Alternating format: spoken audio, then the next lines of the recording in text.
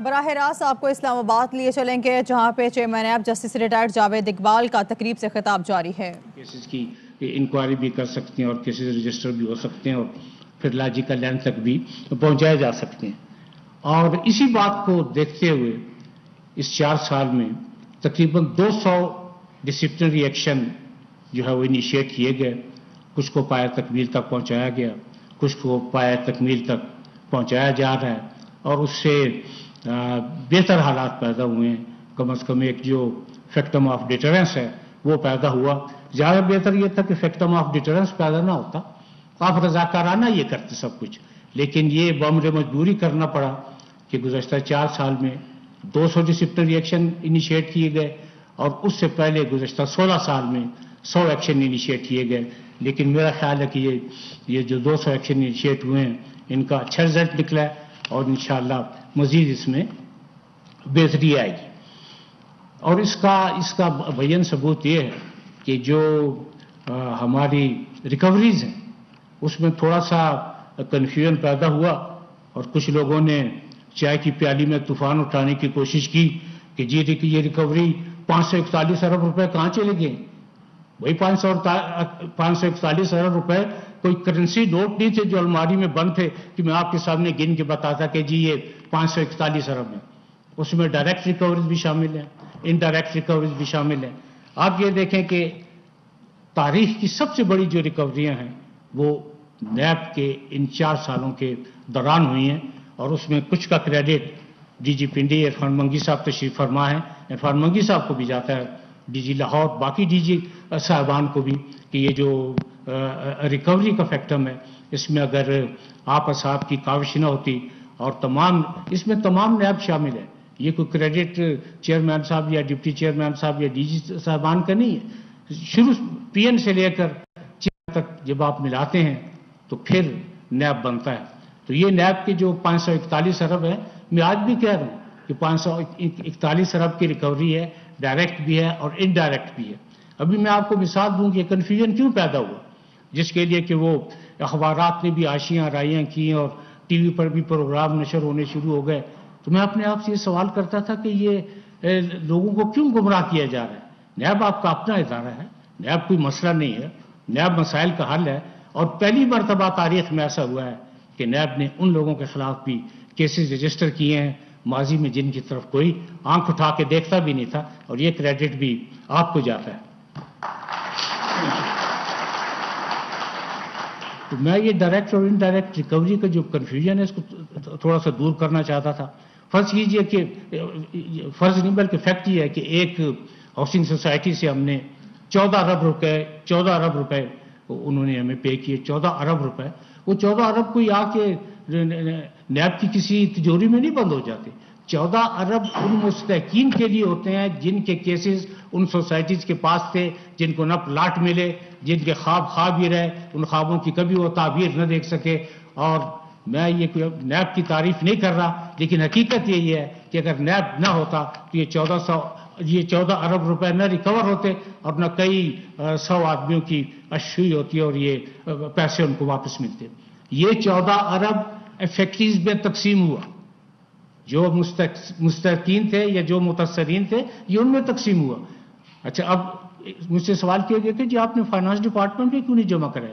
وہ اس میں finance department کہاں سے آتا ہے؟ لوگ ایک مشکل سے نکلے ہیں، ایک انہوں نے دریا عبور کیا ہے، آپ ان کے آگے وہ دوسرا دریا کھڑا کر رہے ہیں کہ جی اب آپ یہ عبور کریں۔ جن لوگوں کا حق تھا، جو مستحقین تھے، جو متاثرین تھے، یہ 14 ارب روپے ان میں تقسیم کیے گئے، اور جب یہ 14 ارب روپے تقسیم کیے گئے تو ایک ایک پیسے کا حساب رکھا گیا۔ اس میں تمام لوگوں کے نام، شناختی کارڈ کی کاپی، ان کا جو پلاٹ ان کو دیا جانا مقصود تھا اس کے ڈاکومنٹس، ان کی رجسٹریشن، ہر چیز موجود تھی۔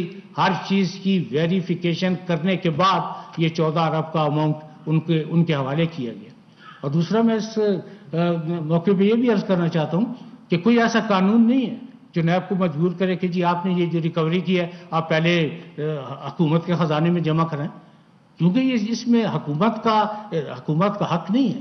حق اس میں صرف ان متاثرین کا ہے، ان مستحقین کا ہے جن کی حلال کی یہ کمائی تھی، جنہوں نے پیسہ کر کے جمع کیا تھا اور جنہوں نے یہ خواب دیکھا تھا کہ ان کی اپنی چھت ہوگی، ان کا اپنا گھر ہوگا، لیکن وہ بدقسمتی سے کسی وجہ سے اس لیے پورا نہ ہو سکا کہ بددیانتی کا عنصر غالب آ گیا اور کچھ سوسائٹیز نے بالکل دیانتدارانہ اپنا کام نہیں کیا.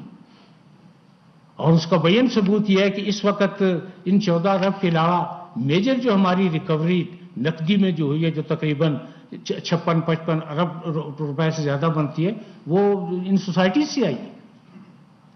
اور سوسائٹیز کو چیک کرنے کے لیے جو نظام تھا وہ بھی بہتر نہیں تھا. آپ کے ادارے موجود ہیں، ان اداروں کی موجودگی میں سوسائٹیاں بنی اور لوگوں کی بربادی کا سبب پیدا ہوا. اگر ادارے اپنا کام بہتر طریقے سے کرتے تو یقیناً یہ ایسی صورتحال پیدا نہ ہوتی. اور میں تو لوگوں کی معصومیت کو بھی بڑا اپریشیٹ کرتا ہوں کہ وہ ایک دفعہ نہیں، 2 دفعہ نہیں، جب ان کو موقع ملتا ہے جا کے انویسٹمنٹ کر دیتے ہیں. اور انویسٹمنٹ اس لیے کرتے ہیں کہ بروشر بڑے خوبصورت ہوتے ہیں، ان میں آبشار بھی ہوتی ہے، ان میں جم بھی ہوتے ہیں، ان میں بڑی بڑی یونیورسٹیز بھی ہوتی ہیں. وہ ایک بروشر کو جب غور سے دیکھا تو انہوں نے نیاگرا آبشار کی تصویر لگائی ہوئی تھی. تو اب مطلب ٹھیک ہے کہ انسان کو سادہ ضرور ہونا چاہیے، معصوم بھی ہونا چاہیے، ظالم نہیں ہونا چاہیے، دوسروں کا خیال بھی کرنا چاہیے، لیکن یہ اتنی معصومیت بھی نہیں ہونی چاہیے کہ جب آپ کو پتہ ہے کہ کچھ جو ہے وہ لوگ بددیانتی پر آمادہ ہیں اور آپ کی انویسٹمنٹ سیف نہیں ہے تو پہلے کچھ پریکاشنری میئر لے لینے چاہیے.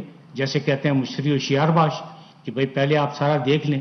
اور میں ایک دفعہ پھر یہ at the cost of repetition عرض کرتا ہوں کہ جب کہیں آپ پلاٹ کی زمین میں پیسہ انویسٹ کریں تو آپ کو پتہ ہونا چاہیے کہ لیگل انکمبرنس سے فری زمین ہے، اس کا کوئی جھگڑا نہیں ہے، اس کی باقاعدہ رجسٹریشن ہے. اتنی زمین اور پلاٹ موجود ہیں جتنے لوگ درخواستیں دے رہے ہیں. آپ ایل ڈی اے سے یا سی ڈی اے سے یا بلوچستان میں کیو ڈی اے سے یا کراچی میں جا کے متعلقہ محکموں سے پہلے پتہ کریں، اس کے بعد آپ اللہ کا نام لے کر انویسٹمنٹ کریں تو صورتحال زیادہ بہتر رہے گی. لیکن میں اس ٹاپک پہ بہت زیادہ بات نہیں کیا کرتا کیونکہ میں نے خود بھی انویسٹمنٹ کی تھی اور اس کا اچھا رزلٹ نہیں نکلا تھا، اس لیے اس ٹاپک کو ختم کرتے ہیں. لیکن یہ ہے کہ آپ ہمیشہ اس میں احتیاط کیا کریں. تو بات ریکوری ڈائریکٹ اور انڈائریکٹ ریکوری کی ہو رہی تھی اور میرا خیال ہے کہ میں یہ سمجھانے میں کامیاب ہو گیا ہوں کہ ڈائریکٹ ریکوری کیا ہے اور انڈائریکٹ ریکوری کیا ہے. ڈائریکٹ ریکوری وہ ہے جو ہمیں رقم کی شکل میں موصول ہوتی ہے اور اس میں متاثرین اور مستحقین میں ڈسٹریبیوٹ کر دی جاتی ہے. انڈائریکٹ ریکوری مکانات کی شکل میں ہے. اب جیسے سکھر میں گندم کے 20 ارب روپے کے ذخائر جو ہے وہ ادھر ادھر تھے. جب ان سے پوچھا کہ یہ گندم کہاں چلی گئی تو انہوں نے کہا جی یہاں چوہے بہت ہیں وہ کھا گئے. حالانکہ پھر ان چوہوں کو بہرحال نیب نے پکڑا. اس کو جب ان چوہوں کو پکڑا گیا تو وہ 20 ارب روپے کی ریکوری ہوئی. اب سوال یہ تھا یہ 20 ارب کہاں جاتے؟ یہ 20 ارب ہم نے گورنمنٹ آف سندھ کو جو ریکور ہوتے گئے ہم ان کو دیتے گئے. اس میں وہ زمینات شامل نہیں ہیں جن کی مالیت اربوں کی اور خربوں کی. اب کچھ دن بعد آپ کو ذکر کریں گے گوادر کی زمینوں کا کہ وہاں نیب کا کیا کردار تھا اور نیب نے کتنی زمینیں ریکور کی، پنڈی کے گرد و نواح میں کتنی زمینیں ریکور کی. یہ جو ہم 541 ارب کی بات کر رہے ہیں یہ تو کئی گنا اس سے زیادہ ہے. تو اگر آپ نیب کی ہر کاوش کی تعریف نہیں کر سکتے تو بے شک تنقید کریں، لیکن تنقید شواہد کی بنیاد پہ ہوتی ہے، حقیقت کی بنیاد پر ہوتی ہے، ریکارڈ کی بنیاد پہ ہوتی ہے.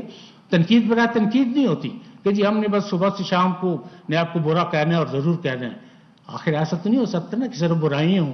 آپ اچھائیوں کی طرف بھی دیکھیں اور اگر آپ نے اچھائیوں کی طرف دیکھنا ہے تو ان لوگوں سے ضرور ملیں جن کی زندگی برباد ہو چکی تھی، جن کے پاس کچھ نہیں تھا. اور سوسائٹیوں نے کچھ سوسائٹیوں نے جن کا میں نام نہیں لے رہا اتنی ان کی ظالمانہ کارکردگی تھی کہ انہوں نے لوگوں کو کوڑی کا محتاج کر دیا تھا. اور یہ نیب کی کارکردگی کی وجہ سے، نیب کے افسران کی وجہ سے، آپ کی شب و روز محنت کی وجہ سے یہ ممکن ہوا کہ اس وقت تک ملک میں تقریباً 35-36 ہزار افراد ایسے ہیں جن کی رقومات باعزت طریقے سے ان کو حوالے کر دی گئی. تو وہ چائے کی پیالی میں جو طوفان اٹھا تھا وہ بے سبب تھا. یہی اگر کسی بہتر ٹاپک کو لیا جاتا جس کا لوگوں کی زندگی سنوارنے سے تعلق ہوتا تو وہ زیادہ بہتر ہوتا. لیکن اس کا یہ مطلب نہ لیا جائے کہ جی نیب چاہتا ہے کہ اس پہ تنقید نہ ہو. آپ بالکل تنقید کریں، لیکن اس کی بنیادی شرط یہ ہے کہ تنقید تعمیری ہو، نمبر 1. نمبر 2، آپ جس ٹاپک پہ تنقید کر رہے ہیں اس کا مکمل ادراک اور حقائق کا آپ کو علم ہونا چاہیے. آپ کو حقائق کا علم نہیں ہوتا اور آپ اپنی عالمانہ رائے دینا شروع کر دیتے ہیں. یہ عوام کو گمراہ کرنے کا سبب بنتی ہے. اور میری بڑی مؤدبانہ گزارش ہے کہ آپ بے شک تنقید کریں، لیکن ساتھ نیب کا نقطہ نظر بھی پیش کر دیا کریں. اس کے علاوہ پاکستان کی تاریخ کا دوسرا بڑا کیس جو ہے وہ مضاربہ کا ہے. مضاربہ کا وہ پہلا کیس ہے جس میں جوڈیشل ہسٹری میں 10 ارب روپے کا جرمانہ ہوا ہے، اور یہ کریڈٹ بھی ڈی جی پی انڈی نیب کو اور نیب کے اسٹاف کو جاتا ہے جن کی وجہ سے اتنا بھاری جرمانہ ہوا. اور میں آپ سب کو اپریشیٹ کرتا ہوں اس اتنے بھاری جرمانے کو جو آہستہ آہستہ انشاءاللہ ریکور ہو جائے گا. اور مضاربہ میں لوگوں کی آپ معصومیت دیکھیں کہ وہ اگر 10 لاکھ روپے لے کے گئے ہیں تو مضاربہ میں جنہوں نے مذہب کو ایکسپلائٹ کیا، مذہب کے نام پر وہ رقم انہوں نے 10 لاکھ روپیہ کسی فرد واحد سے وصول کیا، پھر اس کو پلاسٹک میں رکھا، پھر اس پلاسٹک کے لفافے کو وضو کرایا کہ جی اب یہ رقم پاک ہو گئی ہے. اب آپ دیکھیں اس میں کتنی برکت ہوتی ہے. اور برکت کا ثبوت یہ دیا کہ جاتی دفعہ کی 1 لاکھ کا پرافٹ پہلے لے جائے، اور آدمی بڑی خوشی سے روانہ ہو گیا کہ دیکھیں پہلے دن ہی 1 لاکھ پرافٹ ہو گیا. اس معصوم کو یہ پتہ نہیں کہ آپ کے 10 لاکھ میں سے 1 لاکھ روپے آپ کو دیا گیا ہے، اور وہ 9 لاکھ لینے کے لیے آپ کو پتہ نہیں کتنے مراحل سے گزرنا پڑے گا. اس لیے ایک بار پھر گزارش ہے کہ اس ضمن میں احتیاط سے کام لیں تو وہ زیادہ بہتر ہے. اچھا، اس کے علاوہ کہا جاتا ہے کہ جی وہ نیب کے کیسز میں کنوکشن نہیں. بھئی آپ جا کر جیلوں میں دیکھیں تو صحیح کہ کنوکشن چیئرمین نیب تقریب سے خطاب کریں. انہوں نے کہا کچھ لوگوں نے چائے کی پیالی میں طوفان برپا کرنے کی کوشش کو دیانتداری کی مثال بن کر کام کرنا چاہیے.